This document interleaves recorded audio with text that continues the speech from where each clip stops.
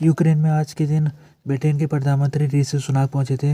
वहां उन्होंने यूक्रेन के राष्ट्रपति वोलोदिमीर ज़ेलेंस्की से आज मीटिंग रखी है और दोनों ने मिलकर एक सिक्योरिटी अकॉर्ड को साइन किया है। ये जो सिक्योरिटी अकॉर्ड है इसको काफ़ी अहम बताया जा रहा है।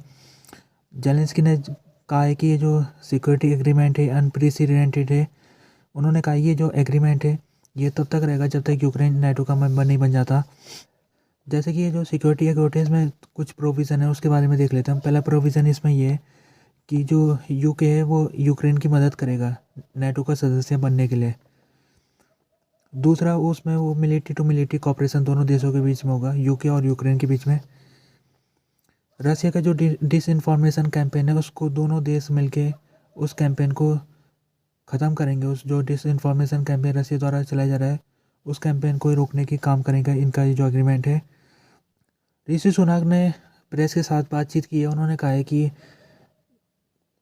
है कि अगर यूके यूक्रेन की मदद करना अगर कम कर देता है तो उससे फिर रसिया को मजबूती मिलेगी और रसिया दूसरे देशों के ऊपर भी अटैक करेगा। साथ में उन्होंने ये भी कहा है कि जो इस समय पुतिन के एलाइस है नॉर्थ कोरिया और ईरान, वो भी फिर ताकतवर हो जाएंगे और वो दूसरे देशों के जो उनके आस पड़ोस में पड़ते हैं उनके ऊपर हमला करना शुरू कर देंगे। तो उन्होंने कहा है कि ये लड़ाई ये इस समय यूक्रेन में जो चल रही है ये केवल यूक्रेन तक सीमित नहीं है, इसका जो इम्पैक्ट है वो यूरोप और दुनिया भर के देशों तक पहुंचेगा। तो उन्होंने कहा है कि ये बहुत ज़रूरी है सभी देशों के लिए कि इस लड़ाई में यूक्रेन के साथ खड़ा रहे। उन्होंने कहा है कि हमारे जो अपोनेंट है यानी रसिया है, जो वो समझता है कि हम थक चुके हैं, अब हमारा जो पेशेंस है वो रन आउट हो चुका है, हमारा जो रिसोर्सेस है वो ख़त्म हो चुके हैं। जबकि ऐसा नहीं है, हम कुछ भी हो जाए हम यूक्रेन के साथ खड़े रहेंगे। और जैसे कि उन्होंने कहा है कि इस साल हम 2.5 बिलियन स्टर्लिंग ये यूक्रेन को पैसा देंगे। ब्रिटेन सरकार इस पैसे को देने वाली है। ये कुछ मीटिंग हुई थी आज के दिन और ये मीटिंग जो ये प्रधानमंत्री है ब्रिटेन के ऋषि सुनाक, वो यूक्रेन में इस नए साल में पहले प्रधानमंत्री या पहले हेड ऑफ स्टेट है जो यूक्रेन में आए। तो ये ख़ास तौर में ये एक सरप्राइजिंग विजिट थी, इसको पहले से बताया नहीं गया था। आज ये जब ऋषि सुनाक पहुँचे तो ये सरप्राइजिंग था ये सभी के लिए। ज़ेलेंस्की ने आज के दिन स्टेटमेंट जारी किया। उन्होंने कहा है कि हमको उम्मीद है अब कि अमेरिका जो पैसा अभी रोक के रखा है उसने यूक्रेन का, वो उसको पैसे को जारी कर देगा। अभी लगभग $50 बिलियन अमेरिका की सीनेट में फंसा हुआ है पैसा, वो यूक्रेन के लिए सरकार भेजना चाह रही है लेकिन वो सीनेट में पास नहीं हो पा रहा है। तो ज़ेलेंस्की का आज के दिन बयान में ये कहना चाहते हैं कि उन्हें उम्मीद है अब कि अब हो सकता है कि ये जो सीनेट में बात बन सकती है। अभी वो पिछले महीने वहाँ गए थे अमेरिका में ज़ेलेंस्की, और उन्होंने वहाँ सीनेटरों के साथ बात की थी, लेकिन सीनेटरों के साथ बातचीत में उनको सफलता नहीं मिल पाई। तो उनको पिछले महीने से लग रहा था कि हो सकता है कि अमेरिका की जो मदद यूक्रेन को मिलती आ रही है वो हो सकता है कि बंद हो सकती है। तो बहुत ज़्यादा यहाँ पर घबराने वाली स्थिति हो गई थी यूक्रेन के लिए। लेकिन आज के दिन जब ज़ेलेंस्की का स्टेटमेंट आया तो उनको उम्मीद बंधी है कि अमेरिका उनकी मदद आगे भी करता रहेगा। रशिया के जो एक्स प्रेसिडेंट है दिमित्री मेदवेदेव, उन्होंने वार्निंग दी आज के दिन।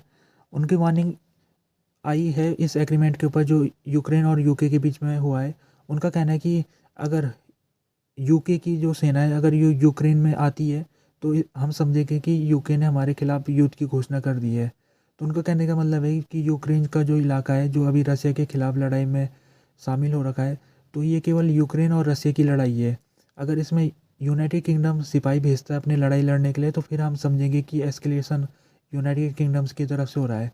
तो उन्होंने वार्निंग दी है यूके को, उन्होंने वार्निंग दी है कि आप जो ये एग्रीमेंट कर रहे हो तो इस एग्रीमेंट में अगर आप अपनी सेना को यूक्रेन में भेजोगे तो फिर हम इसका सिर्फ जवाबी कार्रवाई करेंगे और हम समझेंगे कि ये हमारे खिलाफ युद्ध की घोषणा है। अब काजिया एक क्षेत्र है जो जॉर्जिया में पड़ता है। इसको 2008 के बाद से इसको रसिया ने अपने कब्जे में ले लिया था। हालांकि इंटरनेशनली अभी भी इसको जॉर्जिया का भाग समझा जाता है। 2008 के बाद से यहाँ पर रसिया की सेना इस इलाके में मौजूद रही है। और रसिया के अभी खबर ये है कि रसिया ने इस इलाके को नेवल बेस के रूप में बनाना शुरू कर दिया और 2024 तक ये बन भी जाएगा, नेवल बेस के तौर में ये अस्तित्व में आ जाएगा। और ख़ासतौर में इसलिए भी महत्वपूर्ण है क्योंकि इस समय जो ब्लैक सी का इलाका है वहाँ पर नेवल बेस रसिया का क्रीमिया वाले क्षेत्र में स्थापित है, लेकिन क्रीमिया के क्षेत्र में यूक्रेन का अटैक हो रहा है तो उस वजह से वो क्षेत्र सुरक्षित नहीं है। तो अमेरिका तो ये जो रसिया है वो चाहता है कि वो उसका जो यहाँ का नेवल बेस है उसको किसी दूसरे सुरक्षित जगह में ट्रांसफ़र कर दिया जाए। तो एक अब अबकाजिया एक क्षेत्र है जो कि सुरक्षित लग रहा है। तो हो सकता है कि रसिया जो क्रीमिया वाला उसका नेवल हेडक्वार्टर है उसको अबकाजिया में शिफ्ट कर सकता है, ये बताया जा रहा है। और जैसे कि अबकाजिया का जो क्षेत्र है वो डिस्प्यूटेड है, रसिया ने 2008 से उसको कब्जे में ले रखा है। तो जॉर्जिया की जो सरकार है उसका स्टेटमेंट आया, उसने कहा है कि ये जो आज के दिन रसिया ने घोषणा की है ये एक हमारे इंटीग्रिटी के ऊपर ये हमला है, यानी कि ये हमारा क्षेत्र है और रसिया इसमें कोई भी ऐसा नेवल बेस हमारी परमिशन के बिना नहीं बना सकता है। अभी खबर क्या आई है कि नॉर्थ कोरिया में रसिया के टूरिस्ट जाने वाले, नॉर्थ कोरिया की बात की जाए तो जब से कोरोना शुरू हुआ था तब से वहाँ पर फॉरेन टूरिस्टों के लिए बंद चला है नॉर्थ कोरिया। 4 साल हो गए लगभग, तब से वहाँ कोई भी फॉरेन टूरिस्ट नहीं गया है। तो आज की खबर से ये लग रहा है कि रसिया पहला देश है जो अपने टूरिस्टों को नॉर्थ कोरिया भेजेगा। तो ये बताता है कि किस तरह से रसिया और नॉर्थ कोरिया के जो संबंध है वो गहरे होते जा रहे हैं। अभी इन दोनों के बीच में एग्रीमेंट हुई थी जिसके तहत नॉर्थ कोरिया ने रसिया को सैनिक सहायता दी थी, कई सारी बैलिस्टिक मिसाइल दी थी और इसके साथ जो एम्यूनिशन है वो दिया था।